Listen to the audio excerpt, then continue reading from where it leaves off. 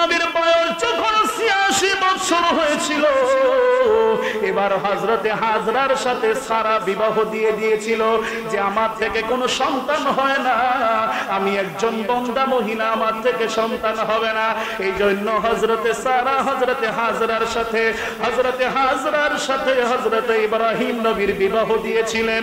বিবাহ দেওয়ার পরে কিছুদিন অতিবাহিত হয়ে যাওয়ার পরে ইব্রাহিম নবীর একটি সন্তান জন্মগ্রহণ করেছিল।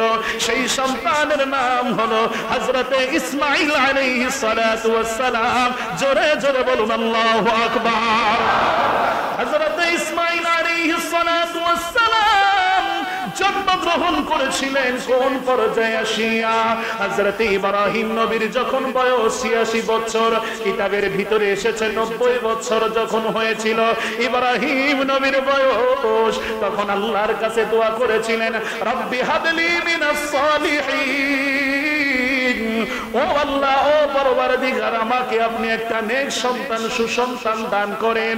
আল্লাহ পাক রব্বুল আলামিন ইব্রাহিম নবীর দোয়াকে কবুল করেছিলেন।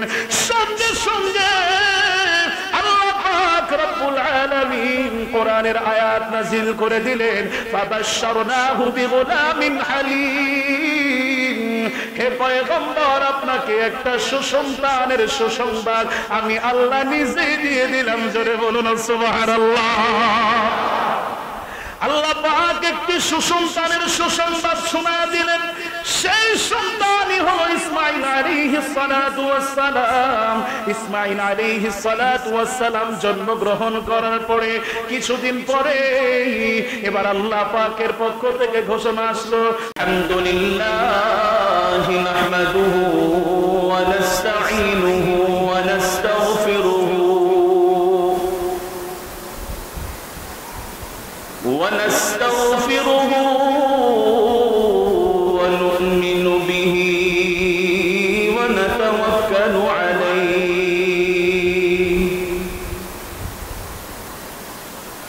ونعوذ بالله من شرور أنفسنا ومن سيئات أعمالنا. من يهده الله فلا مضل له ومن يضلله فلا هادي له.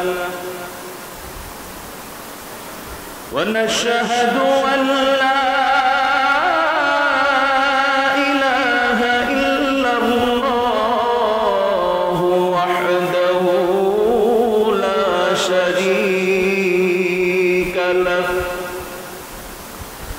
ونشهد أن سيدنا وسندنا وحبيبنا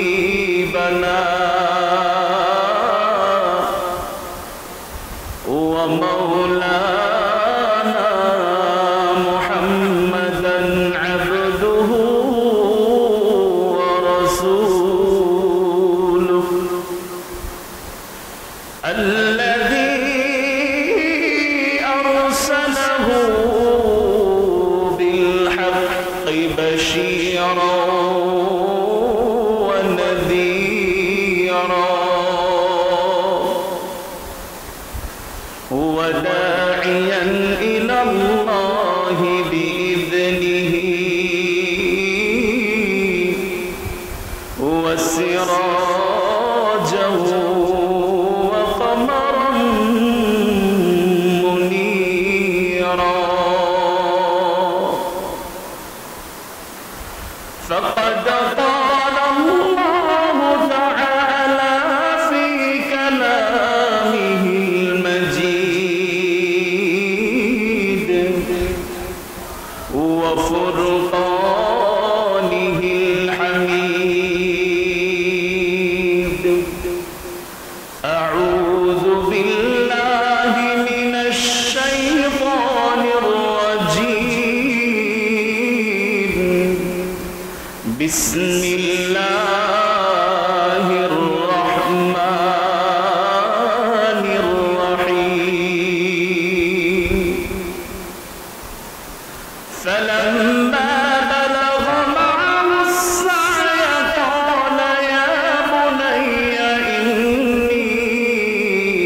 يرى في المنام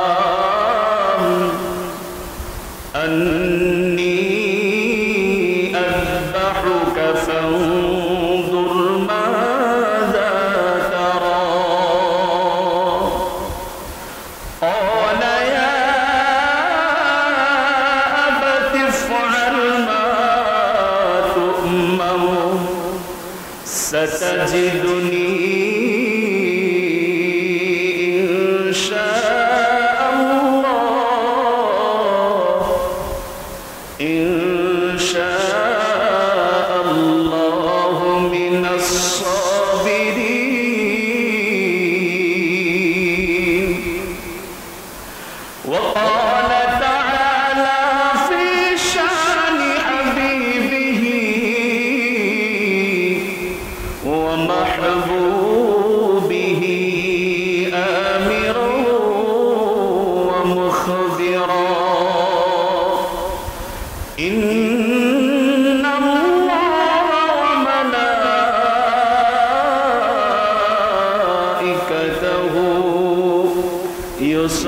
يصلون على النبي يا أيها الذين آمنوا صلوا عليه وسلموا تسليما اللهم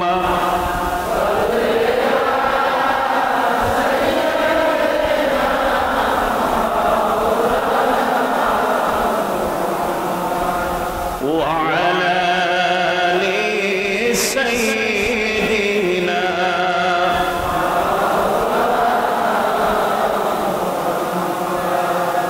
عشق محبوب खुदा जिस दिल में हासिल नहीं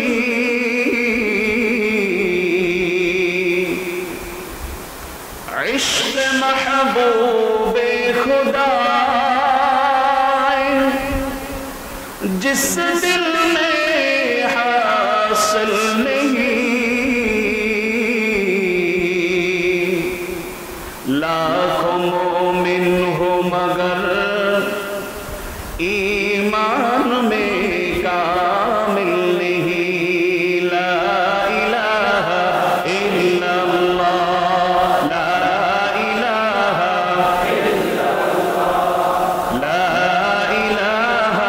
इल्लल्लाह ला इलाहा इल्लल्लाह ला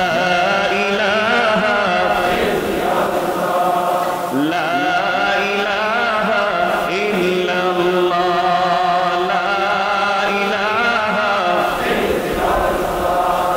ला इलाहा इल्लल्लाह ला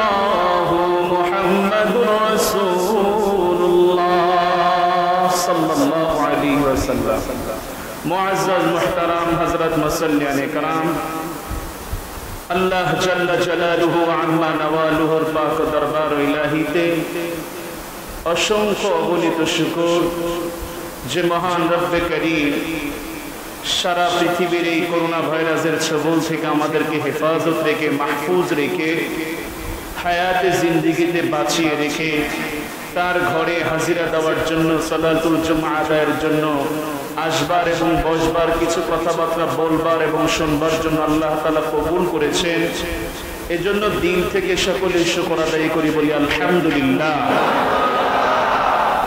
বাংলাদেশের বিভিন্ন অঞ্চলে বন্যা কবলিত যে সমস্ত অঞ্চলে যে সমস্ত জেলাগুলিকে চিহ্নিত করা হয়েছে সে সমস্ত জেলার মানুষগুলি আজকে পানিবন্দী ঘরের ভিতরে তারা একটা নাজুক পরিস্থিতিকে মোকাবেলা করে তাদের দিনাতিপাত তাদেরকে করতে হচ্ছে। এরকম কঠিন মুহূর্তে আল্লাহ তাআলা আমাদেরকে হেফাজত রেখেছেন এজন্য আবারও শুকর আদায় করি বলি আলহামদুলিল্লাহ। অতঃপর লাখো কোটি দুরুদ ও সালাম আফতাবে মদিনা মিফতাবে মদিনা নবী ওয়ালা কামলি ওয়ালা দো জাহানের কন্ডারি জনাবে মুহাম্মদুর রাসূলুল্লাহ সাল্লাল্লাহু আলাইহি ওয়াসাল্লামের প্রতি। মুহতারাম হাজিরিন সম্মানিত সুধী সমাজ, গত জুমায় আলোচনা চলতেছিল হযরত আদম আলাইহিস সালাতু ওয়াস সালামের তিনার থেকে এবং তিনার যে দুই সন্তান হাবিল এবং কাবিল থেকে কুরবানির সূচনা, কুরবানির শুরু। হাবিল এবং কাবিলের যে ঘটনাটা, কাবিলের সাথে জন্মগ্রহণ করেছিল আকলিমা আর হাবিলের সাথে জন্মগ্রহণ করেছিল লিওয়াজা। একজন ভাই আর একজন বোন, দুইজন একসাথে মায়ের পেট থেকে জন্মগ্রহণ করত।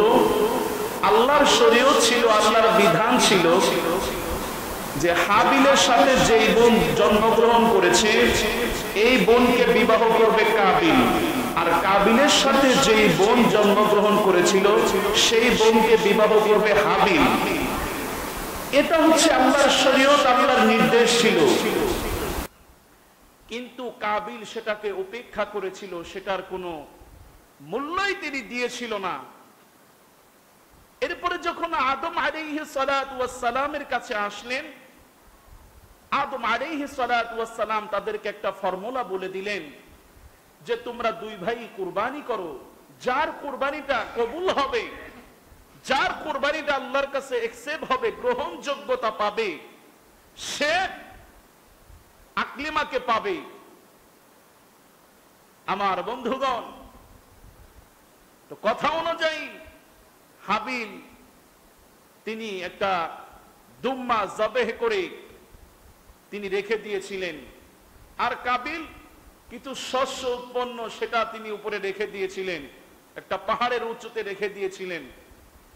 তৎকালীন সময়ে আল্লাহর বিধান ছিল যে যার কুরবানিটা কবুল হবে তারটা আসমান থেকে আল্লাহ তাআলা এক ধরনের একটা আগুন পাঠিয়ে দিবেন, সেই আগুনটা অগ্নিশিখাটা যেটাকে পোড়ায় ফেলবে তারটা আল্লাহর কাছে কবুল হয়েছে এটা বলে বিবেচনা হবে।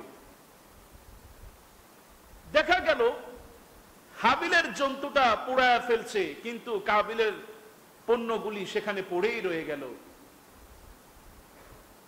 এবার কাবিল লজ্জায় লজ্জিত হয়ে তার ভাই হাবিলকে বলছে আমি তোমাকে হত্যা করব। ক্বালা লা আকাতুলান্নাক, সে বলল আমি অবশ্যই তোমাকে হত্যা করব। হাবিল তখন, ছোট ভাই তখন বলেছিল যে তুমি আমাকে হত্যা করবে, আমি তোমাকে হত্যা করব না, কারণ নেককারদের কর্ম পছন্দ করেন কে? আল্লাহ। আরো জোরে বলবেন কে? আল্লাহ।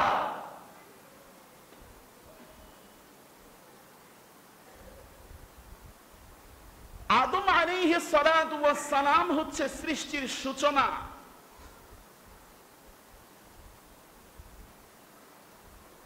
আদম আলাইহিস সালাতু ওয়াস সালামের পরে, আদম আলাইহিস সালাতু ওয়াস সালাম ইন্তেকাল করার পরে, দুনিয়া থেকে বিদায় গ্রহণ করার পরে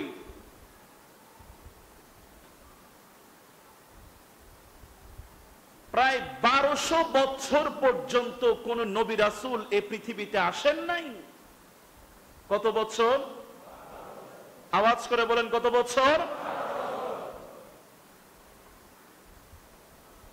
1200 বছর পরে হযরতে নূহ আলাইহিস সালাতু ওয়াস সালাম এই পৃথিবীতে আল্লাহ তাআলা তাকে পাঠিয়েছিলেন।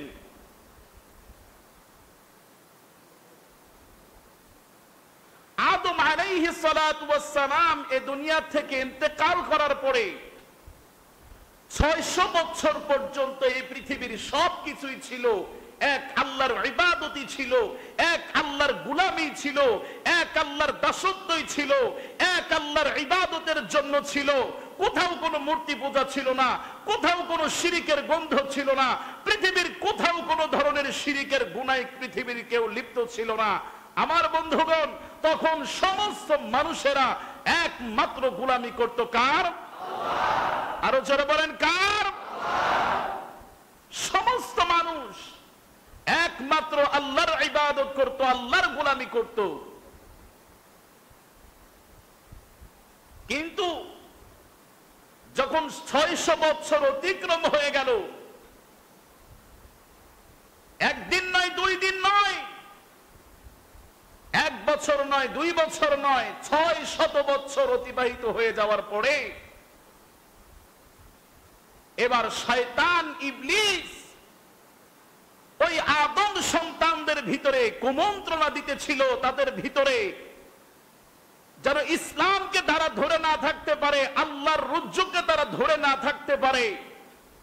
শয়তান তাদের ভিতরে, এক ধরনের ইবলিস তাদের ভিতরে এই মূর্তি পূজার প্রচলন শুরু করে দিয়েছিল। তাহলে এবার বুঝে থাকলে বলেন তো, আদম আলাইহিস সালাতু ওয়াস সালামের ইন্তেকালের 600 বছর মূর্তি পূজা আসছে, তার আগে কোন মূর্তি পূজা ছিল? এখন ওই মূর্তি পূজার প্রচলনটা করে দিল কে? শয়তান এবং ইবলিস। আদম সন্তানদেরকে ধোঁকা দিয়ে, আদম সন্তানদেরকে ধোঁকা দিয়ে, তাদের ভিতরে প্রবঞ্চনা দিয়ে তাদেরকে মূর্তি পূজায় লিপ্ত করে দিল।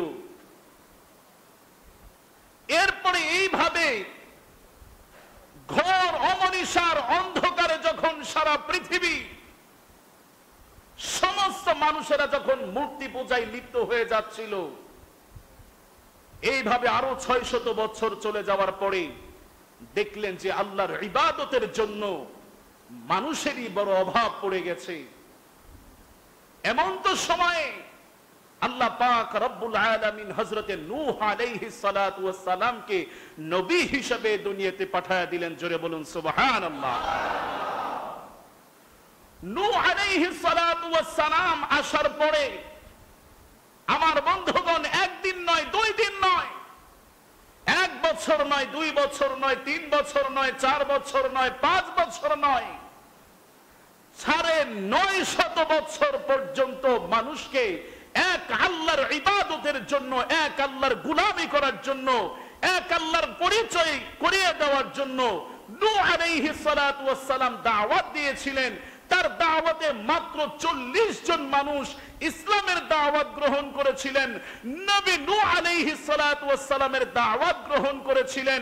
ওই সমস্ত মানুষ ছাড়া আর যত মানুষ ছিল, সমস্ত মানুষেরা শিরকের ভিতরে লিপ্ত ছিল, মূর্তি পূজায় লিপ্ত ছিল, বিভিন্ন পাপাচারের ভিতরে লিপ্ত ছিল। কিন্তু আল্লাহ পাক রব্বুল আলামিন মাত্র 40 জনকে কবুল করেছিলেন নূহ আলাইহিস সালাতু ওয়াস সালামের এই 950 বছর দাওয়াত দেওয়ার কারণে। তার এই দাওয়াতের কারণে মাত্র 40 জন মানুষ যখন ইসলাম গ্রহণ করেছিল, এর ভিতরে তার 3টা সন্তান এই 40 জনের ভিতরে ছিল। 1 নাম্বার সন্তানের নাম হলো সাম। 1 নাম্বার সন্তানের নাম কি? 2 নাম্বার সন্তানের নাম হলো হাম। 3 নাম্বার সন্তানের নাম হলো ইয়াফেস। এই 3টা সন্তান ওই 40 জনের ভিতরে ছিল। কিন্তু আরেকটা সন্তান নূহ আলাইহিস সালাতু ওয়াস সালামের ছিল, আপন সন্তান কেনান। তাকে নূহ আলাইহিস সালাতু ওয়াস সালাম ইসলামের দাওয়াত দিয়েছিলেন, এক আল্লাহর গোলামি করার দাওয়াত দিয়েছিলেন। কিন্তু সেই কেনান তার দাওয়াত গ্রহণ করে নাই। এমনকি শুধু তাই নয়, নূহ আলাইহিস সালাতু ওয়াস সালামের স্ত্রী নাম হচ্ছে ওয়ালেগা, আপন স্ত্রী, নিজের স্ত্রী, সেও পর্যন্ত নূহ আলাইহিস সালাতু ওয়াস সালামের দাওয়াত গ্রহণ করে নাই। সে কাফের, অমুসলিম, মুশরিক হয়ে গেছে। এই অবস্থা যখন চলতেছিল, এক পর্যায়ে আল্লাহ তাআলার পক্ষ থেকে ঘোষণা আসলো যে হে নূহ, এই পৃথিবীর সমস্ত মানুষেরা দুনিয়ার জন্য পাগল পারা হয়ে গেছে। সমস্ত মানুষেরা দুনিয়ার পিছনে ছুটতে ছুটতে শিরকের গুনাহে লিপ্ত হতে হতে তাদের দিলটা দুনিয়ার দিকে ঝুঁকে গেছে। এই সমস্ত মানুষদেরকে তুমি যতই দাওয়াত দাও কাজ হবে না। এটাই কোরআনে পাকে আল্লাহ তাআলা বলছেন, وقال نوح رب لا تذر على الأرض من الكافرين ديارا إنك إن تذرهم يضلوا عبادك ولا يلدوا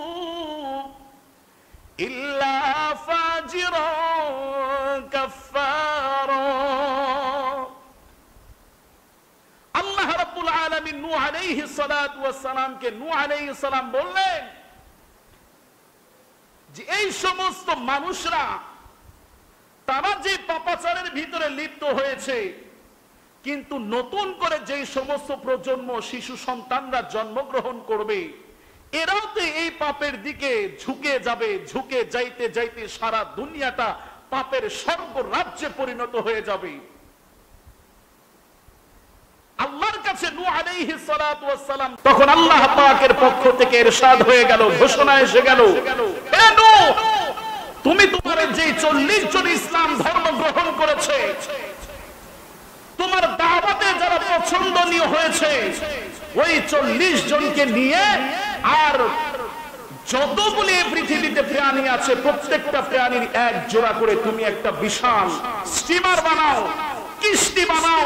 সেই কিস্তির ভিতরে তুমি তাদেরকে নিয়ে রওনা হয়ে যাবে, সামনের দিকে চলতে থাকবে, আর এতে পৃথিবীর সবকিছু আমি আল্লাহ তাআলা ধ্বংস করে দেব। প্রিয় বন্ধুগণ, এরপরে নূহ আলাইহিস সালাতু ওয়াস সালাম সেই 40 জনকে নিয়ে এবং পৃথিবীর প্রত্যেকটা প্রাণীর এক একটা জোড়া নিয়ে যখন তিনি রওনা হয়ে গেলেন, সামনের দিকে যাচ্ছেন, নূহ আলাইহিস সালাতু ওয়াস সালামের কলিজাটা ফেটে চুরচুরমার হয়ে যাচ্ছে, ভিতরটা ভেঙে চুরচুরমার হয়ে যাচ্ছে, যে আমার সমস্ত জাতিরা আজকে ধ্বংসে নিপতিত হয়ে যাবে। তাদের জন্য দিল কাঁপছে, কিন্তু করার তো কিছু নাই। হুকুম কার? আরো জোরে বলেন, হুকুম কার? আমার মুসলমান ইমানদার ভাইরা, এরপরে যখন কিস্তির ভিতরে নূহ আলাইহিস সালাতু ওয়াস সালাম 40 জন মানুষকে নিয়ে এবং সেই সমস্ত প্রাণীদের এক জোড়া নিয়ে তিনি যখন সামনের দিকে চলে যাচ্ছে, মহাপ্লাবন শুরু হয়ে গেল, বন্যা শুরু হয়ে গেল।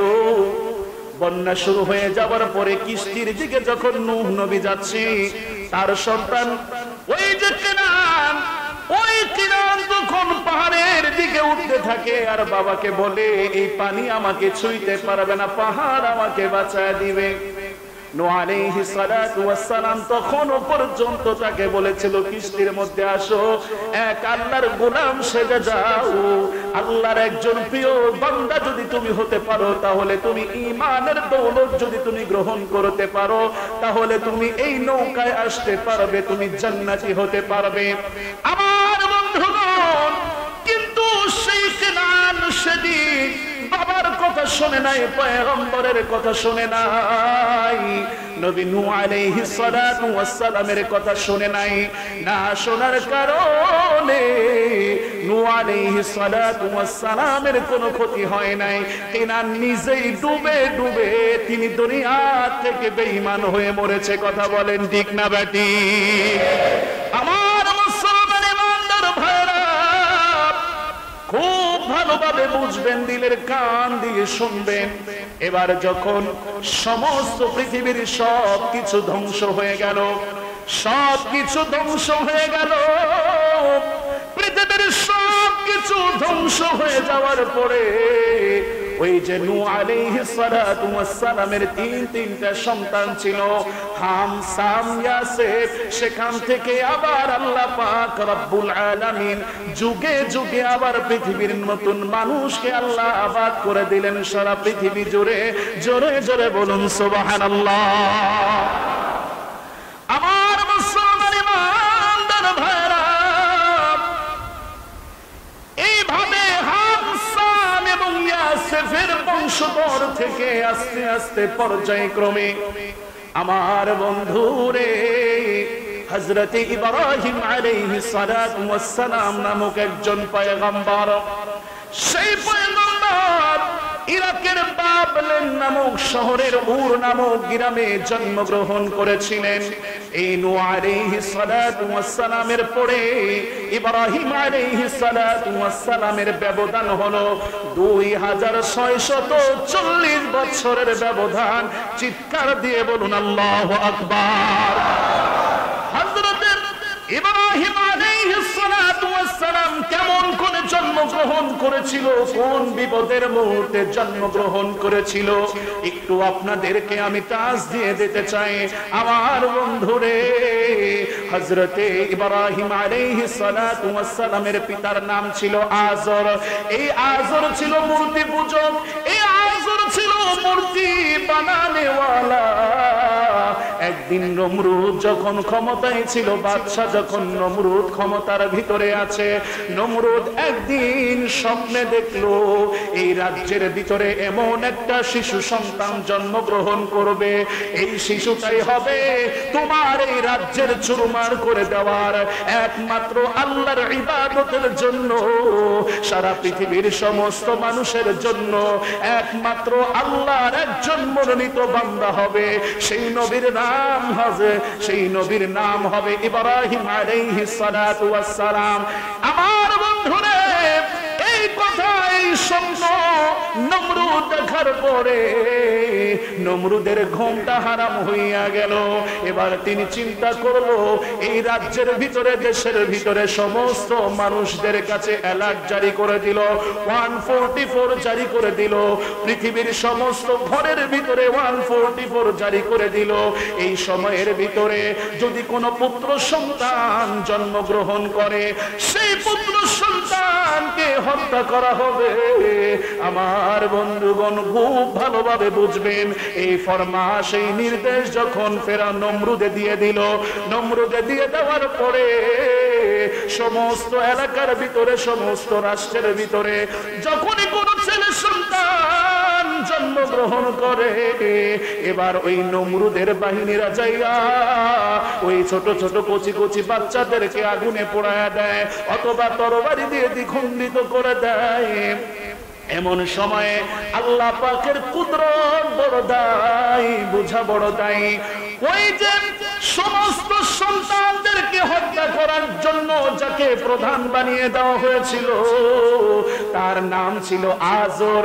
ওই আযরের গর্ভের ভিতরে, আযরের পক্ষ থেকে আল্লাহ পাক তার ঘরের ভিতরে ইব্রাহিম নবীকে দান করেছিলেন। জোরে বলুন সুবহানাল্লাহ।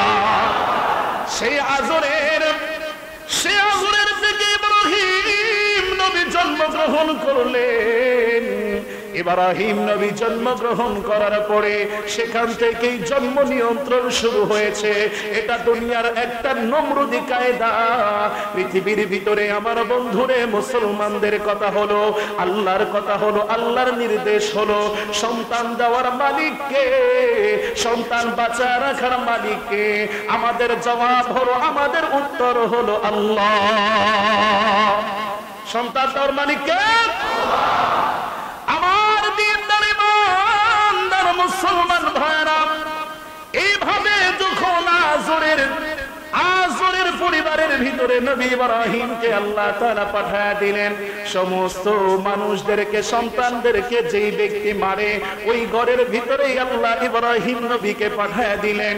ইব্রাহিম নবী যখন এইভাবে আযরকে, এবং যখন ওই মূর্তি পূজাগুলির কাছে যখন যায়, গত সপ্তাহে আপনাদেরকে বলেছিলাম, নবী ইব্রাহিম ছোট থাকা অবস্থায় বাবার কাছে বলে, এই মূর্তিগুলোকে তোমরা নিজের হাতে বানাও, এটাকে তোমরা হত্যা করো, একে আবার খোদা বলো, এর তোমরা ইবাদত করো, আমার বুঝে আসে না। এরপরে সেই মূর্তিগুলি ভাঙার অপরাধে এবার যখন নবী ইব্রাহিমকে ওই নমরুদ যখন আগুনের ভিতরে নিক্ষেপ করে দিয়েছিল, আগুনের ভিতরে যখন ফেলে দিয়েছিল, নবী ইব্রাহিম যখন আগুনের ভিতরে ফেলে দিচ্ছে, এমন সময়ে জিবরাইল আলাইহিস সালাতু ওয়াস সালাম আসিয়া নবী ইব্রাহিমকে সালাম দিয়ে বলে, নবী গো, সাহায্য লাগবে নাকি? কোন ধরনের সহযোগিতা লাগবে নাকি? আমরা জিবরাইল, আমরা ফেরেশতারা আপনার জন্য প্রস্তুত আছি। নবী ইব্রাহিম, ঈমানের কি জোর, ঈমানের কি পাওয়ার! নবী ইব্রাহিম তখন বলেছিল, তোমাদের কোনো সাহায্য আমার দরকার নাই, আমি যেই আল্লাহর গোলামি করে, যেই আল্লাহর ইবাদত করি, ওই আল্লাহর সাহায্যের জন্য আমি অপেক্ষায় আছি। জোরে জোরে বলুন সুবহানাল্লাহ। আমার দিনদার ইমানদার মুসলমান ভাইরা, এবার যখন আগুনে নিক্ষেপ করে দেওয়া হলো, জ্বলন্ত আগুন দেখার জন্য সমস্ত মানুষেরা কে দেখার অপেক্ষায় আছে ইব্রাহিম নবী কিভাবে আগুনের ভিতরে চলে যায়। সমস্ত মানুষেরা তাকিয়ে আছেন। এমন সময় ইব্রাহিম নবী আগুনের ভিতরে একটাই জিকির করেছে, লা ইলাহা ইল্লাল্লাহ, লা ইলাহা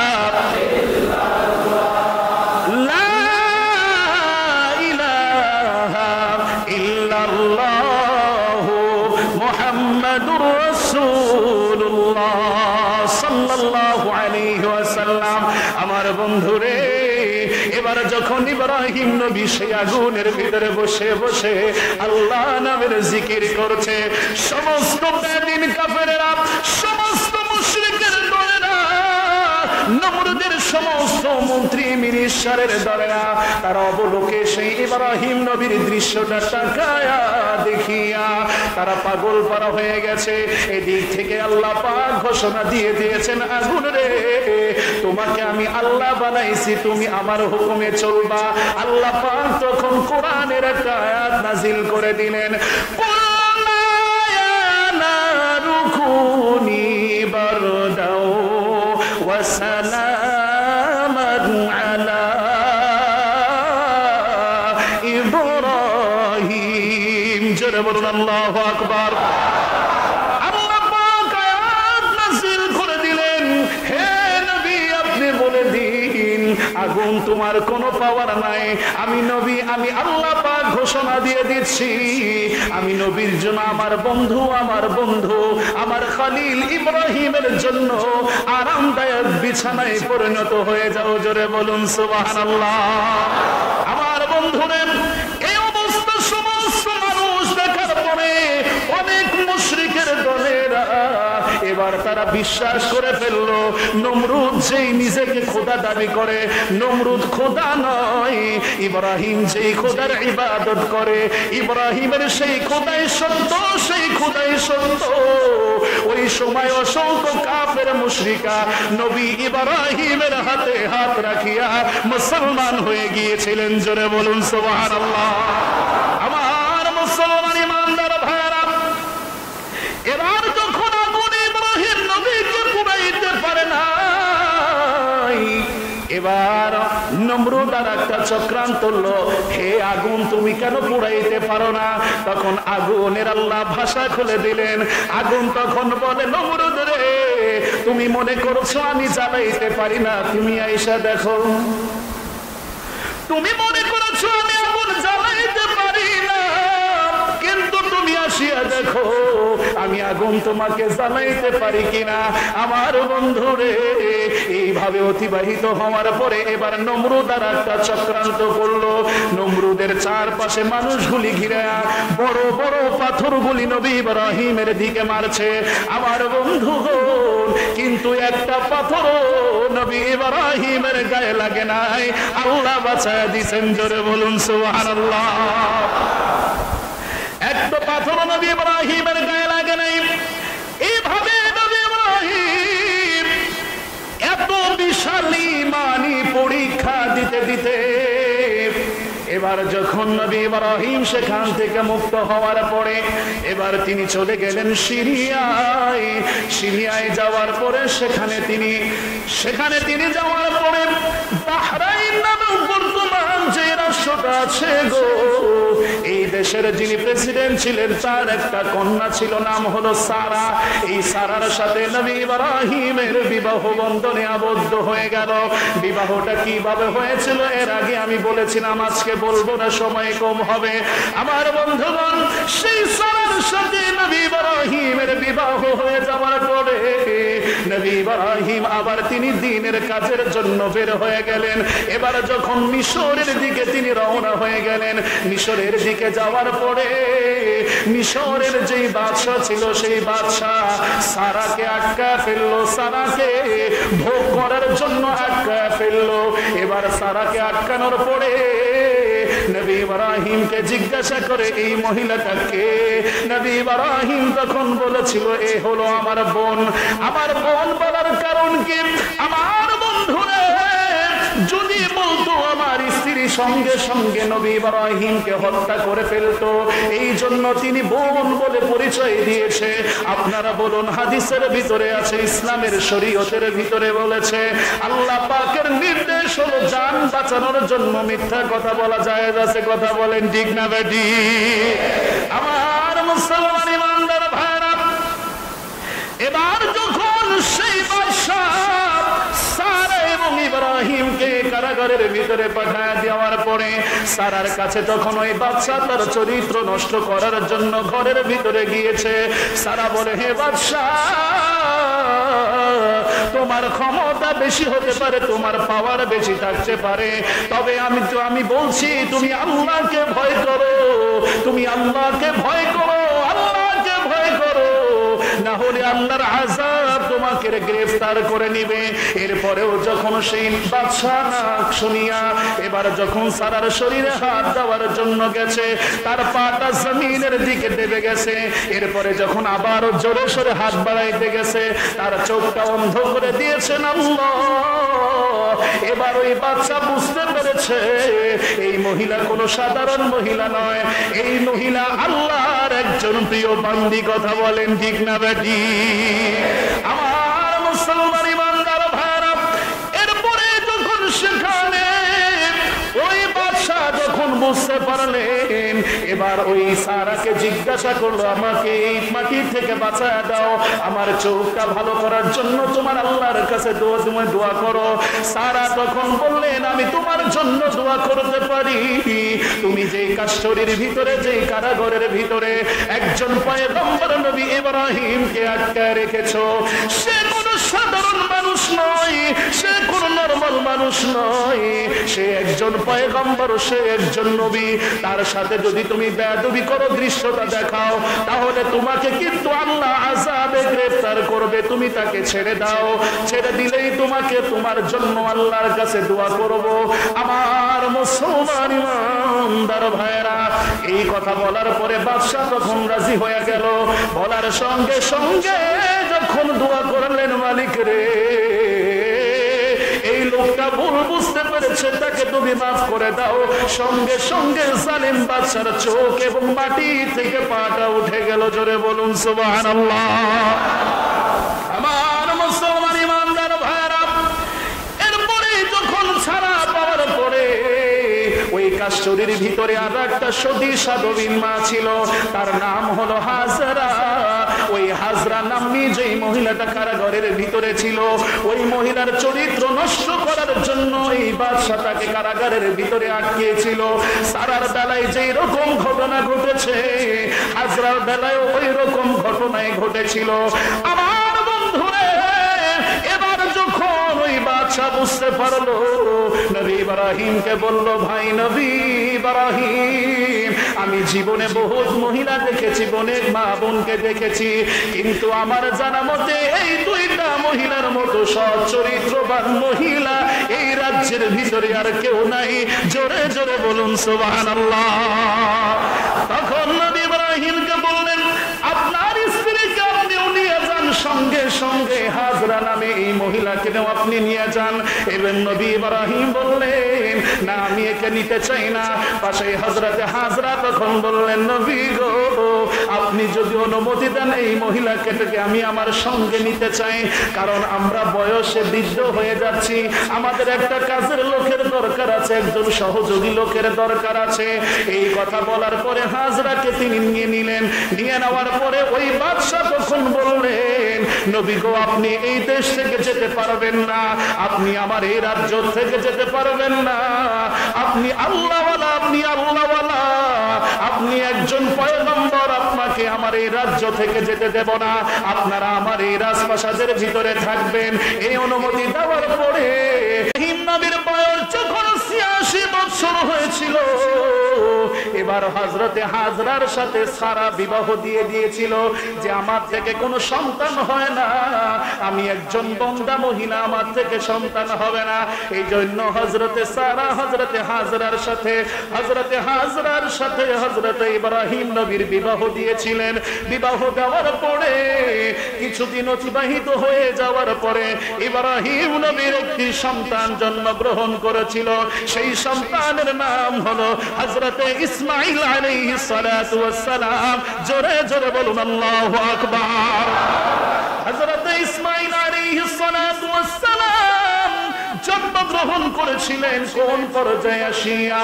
হযরতে ইব্রাহিম নবীর যখন বয়স ৮৬ বছর, কিতাবের ভিতরে এসেছে ৯০ বছর যখন হয়েছিল ইব্রাহিম নবীর বয়স, তখন আল্লাহর কাছে দোয়া করেছিলেন, রব্বি হাবলি মিনাস সালিহিন, ও আল্লাহ, ও পরওয়ারদিগার, আমাকে আপনি একটা নেক সন্তান, সুসন্তান দান করেন। আল্লাহ পাক রব্বুল আলামিন ইব্রাহিম নবীর দোয়াকে কবুল করেছিলেন।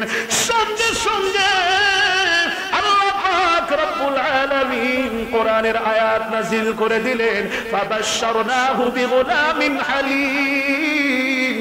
হে পয়গম্বর, আপনাকে একটা সুসন্তানের সুসংবাদ আমি আল্লাহ নিজে দিয়ে দিলাম। জোরে বলুন সুবহানাল্লাহ। আল্লাহ পাক একটি সুসন্তানের সুসংবাদ শোনা দিলেন। সেই সন্তানই হলো ইসমাঈল আলাইহিস সালাতু ওয়াস সালাম।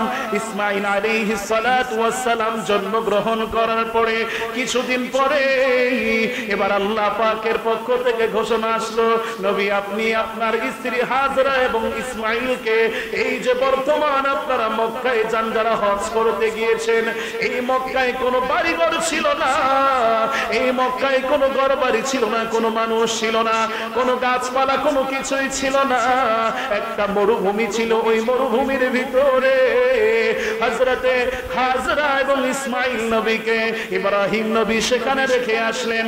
রেখে এসে যখন তিনি রওনা হচ্ছেন, এমন সময় পিছন থেকে হাজরা নবী ইব্রাহিমকে ডাক দিয়ে বলছে, স্বামী গো, আপনি আমাদেরকে এই মরুভূমির ভিতরে রেখে যাচ্ছেন, আমাদের কাছে তো মাত্র কিছু খেজুর, কিছু পানি, এছাড়া তো কিছুই নাই, আপনি আমাদেরকে রেখে যাচ্ছেন, এটা আপনার ইচ্ছা নাকি আল্লাহর ইচ্ছা? নবী ইব্রাহিম তখন মুচকি হাসি দিয়ে বলেছিলেন, বিবি গো, আপনাদেরকে এখানে রেখে যাচ্ছি আমার ইচ্ছায় নাই, আমার মালিকের ইচ্ছায়। ধরে বলুন আল্লাহু আকবার। মালিকের ইচ্ছায় আপনাদেরকে রেখে যাচ্ছি। এবার হাজরা তখন স্বামীকে বলল, তাহলে কোনো অসুবিধা নাই। আমার বন্ধুগণ, এইভাবে একদিন, দুই দিন, কিছুদিন অতিবাহিত হয়ে যাওয়ার পরে হাজরার যে পানি ছিল, সেই খেজুর ছিল, ফুরিয়ে গেল। ফুরিয়ে যাওয়ার পরে হাজরা বুকের দুধ পান করাইতেছিল। দুধের যখন তার স্তনের দুধ শুকিয়ে গেল, এরপরে তিনি পাগল পারা হয়ে গেল, শিশু সন্তানকে বাঁচাবো কিভাবে? এবার তিনি রওনা হয়ে গেলেন। সাফা মারওয়া দুইটা পাহাড় আছে না নাই? আর জোরে বলেন। সাফা মারওয়া দুইটা পাহাড় আছে। এক পাহাড় থেকে আর একটা পাহাড়ের দিকে যায়, আর একটা পাহাড় থেকে আর একটা পাহাড়ের দিকে যায়। এইভাবে একটা, দুইটা নয়, তিনটা নয়, ৭টা চক্কর দিয়েছিলেন। ৭টা চক্কর দেওয়ার পরে গাইবে একটা আওয়াজ আসলো, হাজরা তুমি চলে আসো। এবার যখন ইসমাঈল আলাইহিস সালাতু ওয়াস সালাম পানির যন্ত্রণায়, দুধের যন্ত্রণায়, খাবারের যন্ত্রণায়, ক্ষুধার যন্ত্রণায় যখন তিনি পাটা নাড়াইতেছিল, বৃদ্ধা আঙ্গুলে সেই জমিনের ভিতরে আঘাত লেগেছিল, ওই জায়গা থেকে আল্লাহ তাআলা জমজম কূপকে বের করে দিলেন। সেই জায়গা থেকে জমজমের কূপ, আজও পর্যন্ত সেই জমজমের কূপ লক্ষ লক্ষ কোটি কোটি মানুষ নেয়, কিন্তু জমজমের পানি এক ফোঁটা পর্যন্ত কমে না। জোরে বলুন না সুবহানাল্লাহ। পৃথিবীর ভিতরে যত পানি আছে, বিজ্ঞানীদের থিওরি, বিজ্ঞানীদের গবেষণায় বলছে, পৃথিবীর ভিতরে যত পানি আছে সবচাইতে বিশুদ্ধ এবং পিওর পানি হলো জমজমের পানি। জোরে বলুন না সুবহানাল্লাহ। জমজমের পানি খেলে কয়টা উপকার? তিনটা। যারা বলেন কয়টা? নবী বলেছেন জমজমের পানি খাইলে তিনটা উপকার। নাম্বার 1, যদি কোন মুমিন বান্দারা জমজমের পানি যদি পশ্চিম মুখে হয়ে দাঁড়ায়া যদি জমজমের পানি পান করে, আল্লাহ তাআলা তার শরীর থেকে সমস্ত রোগকে আল্লাহ দূর করে দিবেন। আরো জোরে বললেন না যে? এটা তো ডাক্তারি একটা প্রেসক্রিপশন। কথা বলেন ঠিক না বা ঠিক? 2 নম্বরে বলেছেন যদি কোন উমার উম্মতেরা জমজমের পানি ডান হাত দ্বারা পশ্চিম মুখে হয়ে দাঁড়ায় খায়, তার শরীর থেকে যেই পেটের ভিতরে যত ক্ষুধা থাকবে সমস্ত ক্ষুধাকে আল্লাহ তাআলা নিবারণ করে দিবেন। জোরে বলুন সুবহানাল্লাহ। 3 নম্বরে নবী বলেন যদি কোন পৃথিবীর মানুষ জমজমের পানি ডান হাত দ্বারা ব্যবহার করে প্রথম যেই নিয়তটা জায়েজ নিয়ত করবে, ওই নিয়তটা আল্লাহ তাআলা পূরণ করে দিবে। জায়েজ নিয়ত করা লাগবে তো। আর যদি নিয়ত করেন যে অন্যের বউ, সুন্দরী বউ ঘরে নিয়ে আসবো, এরকম যদি নিয়ত করেন তাহলে হাসিল হবে না। আগেই বলছে কিন্তু জায়েজ নিয়ত করতে হবে। ঠিক না বেটি? এখান থেকে আগামী জুমা এই যে ছেলে সন্তানদের এইটা ইসমাইল এবং ইব্রাহিম আলাইহিস সালাতু ওয়াস সালামের যে ঘটনা আজকে তো সমাপ্ত করতে পারলাম না।